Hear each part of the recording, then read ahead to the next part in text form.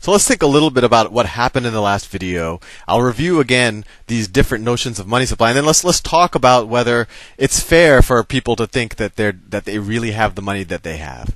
So in the original video, after the crop was harvested, the farmers deposited 1,000 gold pieces in my bank.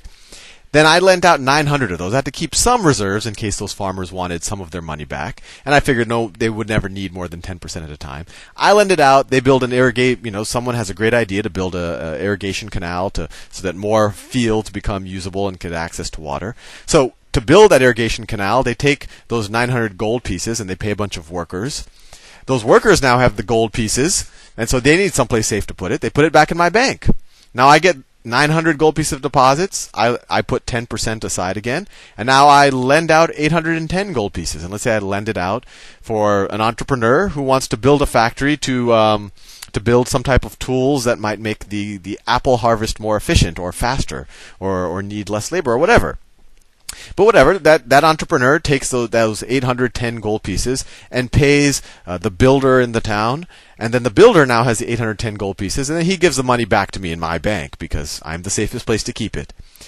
So, and I stop the chain there. You could keep going on, although there is some end. Notice that these values get smaller and smaller every time, and we'll do a little bit of math on that to figure out how far it can go. But then I take the builder's money, and I said, well, this banking idea is a new idea to me. I'm just going to leave it all as reserves. I want to see how it all plays out first. So then we said, how much money is in the system?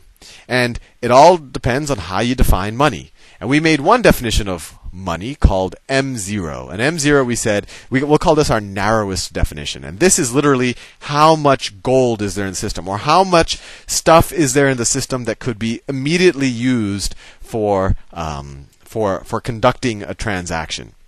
And I'm assuming, for the sake of this argument, that none of these players actually kept any gold in their pockets or kept some cash in their wallets for a rainy day. Although if they did, we would include it in this calculation. I assumed that everyone always deposits their gold with Bank of Sal. So when we did that calculation, there was this 100 gold pieces of reserves that we had set aside at first, then 90 here and 900 here, 900 here, and then 810 here. And so if you add those up, you get 1,000 gold pieces in the system, which makes a lot of sense because we originally had 1,000 gold pieces in the system, and gold doesn't, in the example, at least as I described it, we didn't have anyone discovering any new gold, nor was any gold eaten or destroyed in some way. So it makes sense that there are 1,000 gold pieces. But then there's a more interesting question. If you went around the city and you asked everyone how much money they had, they'll say, oh, well, I have this much in my checking account with the Bank of Sal. I mean, if you asked me how much money I had, I would tell you how much it's in my checking account. I actually have very little cash in my wallet right now, if any of you are thinking of mugging me. All of my money is in a checking account. So if someone asked me how much money do you have, I'd give that number. So if you went around the town and you asked everyone how much money do you have, and you added it up, you would get the total of their checking accounts.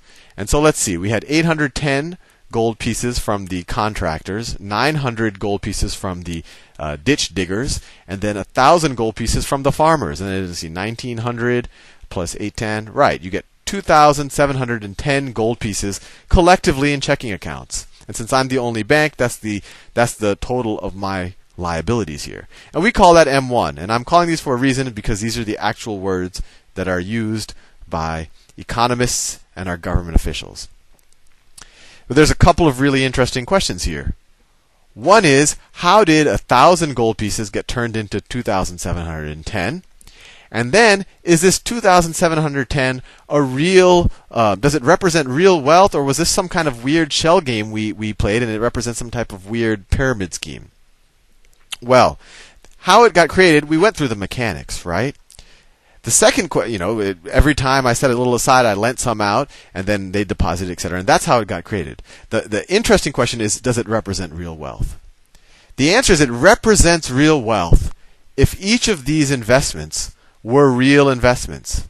So if this 900 gold pieces that were used to build this irrigation ditch or whatever it is, if that project actually does generate at least 900 gold pieces of future wealth. Essentially, it can at least pay back the 900 gold pieces. It'll probably generate more if it's a good project.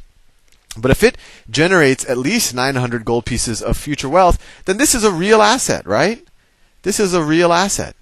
Likewise, if this factory really does generate at least 810 gold pieces of future wealth, if it really will allow us to produce that much more apples or gold or whatever, this is a real asset here, right? So these people, this wealth really does exist. This 2,710 gold pieces of quote unquote wealth really does exist, as long as the projects that were the justification for borrowing the money actually do generate future wealth. So there's a couple of things to realize. There are not 2,710 gold pieces in this world. There are only 1,000 physical gold pieces. But if these projects are real projects that are actually not mismanaged, they're not just some type of pouring money into hole type of project, then we do have 2,710 gold pieces worth of wealth. And I really want to stress this point. Remember, gold isn't wealth in of itself. Gold is used to represent wealth. You cannot eat gold. You cannot live under gold. Gold will not transport you someplace. Gold, it will not improve your health. It's something that is used to represent wealth. Sometimes people think it is wealth itself, and that's actually a misconception. So this 2,710 perceived gold pieces, that does represent real wealth, although it doesn't represent real gold pieces. And this is and once again, you might say, oh boy, this is some type of a shell game, but it's really not, as long as these investments are good investments. Remember, these are wealth generating investments. And notice, the money supply, at least as we defined it with this M1, it expanded to facilitate real economic production. So as long as this factory does generate wealth, or this irrigation ditch does generate wealth, then the money supply did not grow faster than the amount of wealth out there. And so a gold piece, if before a gold piece bought an apple, now hopefully a gold piece will still buy an apple. In fact, and this is an important thing to realize, if these investments are very good, you're actually going to have, let's say that Apple, let's say we used to produce 1,000 apples per year. 1,000 apples per year.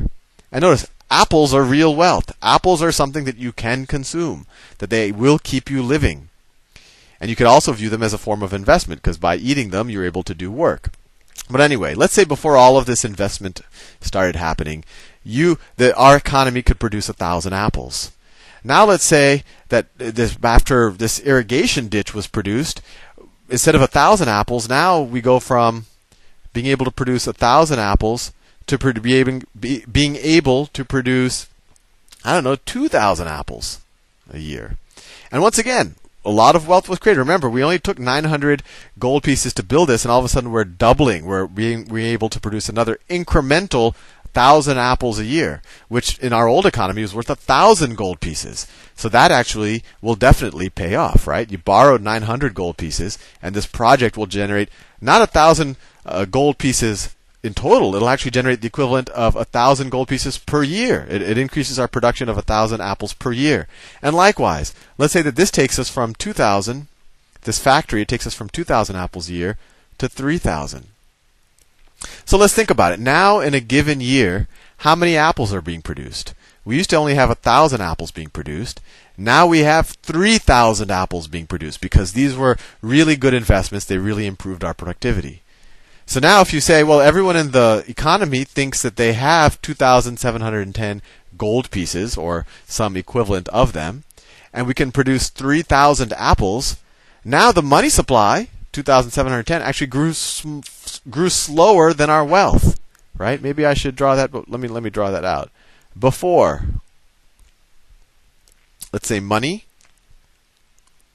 wealth. And I think it's really important to separate the two concepts. Money is used to transact wealth or represent wealth. It is not wealth in and of itself. And that has some important philosophical underpinnings to it. It'll probably make you live happier if you realize this difference. But before, we had 1,000 gold pieces before the banking and this fractional reserve system existed, and we had 1,000 apples of wealth per year. Right? And I'll go more into the velocity money. But after all of this stuff happened, later, we had 2,710 perceived gold pieces. This was our M1 definition. Our M0, the actual physical gold, was still 1,000. But how many apples do we produce a year? We now produce 3,000 apples. So notice the ratio of gold to apples has actually improved. And now, if you think about it, an apple is actually going to cost less gold. Before, you roughly had 1 gold piece per apple.